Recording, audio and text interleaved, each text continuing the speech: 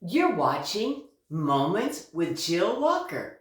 Today I'm talking about the subject of children, part 5. This will be the last in a series that I've been sharing about the subject of children. Those that desire to have children, those that need wisdom in raising their children. And what about the grown children that you might have? I want to show you something. You might find it interesting.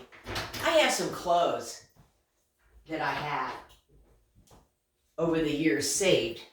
This one was one that our youngest son, he's grown now with a child of his own. Tad wore this when he was little. Isn't it cute?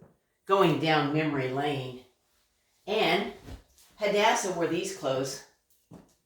Abby might have worn this one, I'm not real sure. But this was an outfit I know that Hadassah wore when she was a baby. Aren't they cute? And if you're watching, I'm sure you've saved some clothes yourself. You might find this interesting.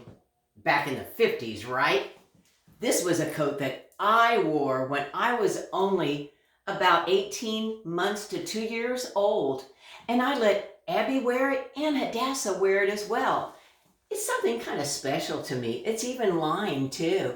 My mother gave it to me several years ago when I had the 3 boys, not even having a clue that I would have a daughter someday, 2 daughters, matter of fact. So it means a lot to me. And when I say these special clothes, even though my family members have outgrown them, it brings back memories. Have I raised them right? Was I a mother that was good enough to raise them in a godly home? I've made some mistakes along the way, and so has my husband. But we've tried really hard to raise them in the admonition and nurture of the Lord, like the Bible talks about. Every one of our children was dedicated to the Lord, but there was a time each one had to make their own decision to ask Jesus in their heart, in their life. I hope you've made that decision. That's the most important decision that you will ever make. I did it when I was a child at 9 years old. Well, today I'm talking about the subject of children, but I want to conclude this series by talking about children who come from homes that aren't always the best homes. What happens in a case like that? Well, if you notice that with a neighbor's child or some other child you're in contact with, be the best mentor you can for them. Your influence might really affect their life for years to come. There's a story in the Old Testament found in 2 Kings chapter 18, verses 1 through 7. It's a story about Hezekiah. He had a very evil father. His father was named King Ahaz. He was the king of Judah. And when King Ahaz died, the next in line was his son. And he was King Hezekiah. He ruled and reigned as a good king. And Hezekiah did what was right. It says in 2 Kings chapter 18, verse 3. He did what was right in the sight of the Lord. Don't you want that to be said about you? And his mother was Abi. Whether it was pronounced Abby or Abi, I'm not sure. But could her positive influence have influenced her son Hezekiah to be a good king? Because Hezekiah's dad, King Ahaz, was absolutely a bad king. So in spite of being raised with a father that was really an evil man, here his son Hezekiah turned out to be good. What's my point in all of this? Well, even if you're someone's child, which you are watching today, a grown adult, you're someone's child, right?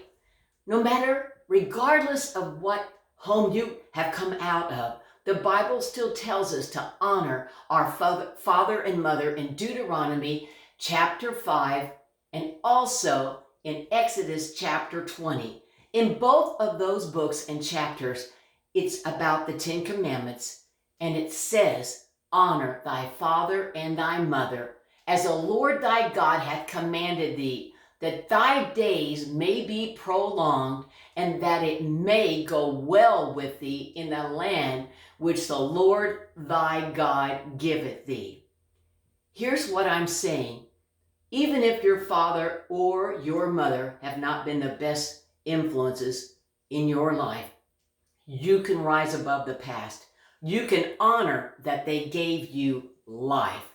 You may not honor their lifestyle or the way they raised you, but the Bible also tells us to forgive no matter what they have done to you.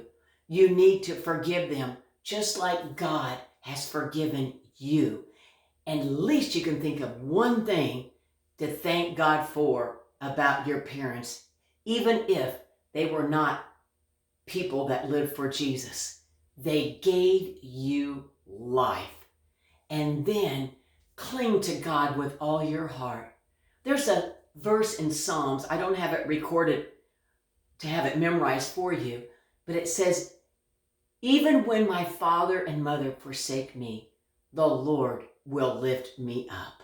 You can look it up in your concordance. The key word is mother and father forsake you. You always have God to cling to. I'm glad there's a story in the Bible about Hezekiah. He rose above his negative circumstances in spite of his home life, and he turned out to be a good king. You, as children of God, can rise above no matter what has come against you, no matter what home you have come out of that wasn't a very good home. You can rise above it in the name of Jesus, and you can break that generational curse, and you can do all things through Christ that gives you the strength. You've been watching Moments with Jill Walker. God bless you today.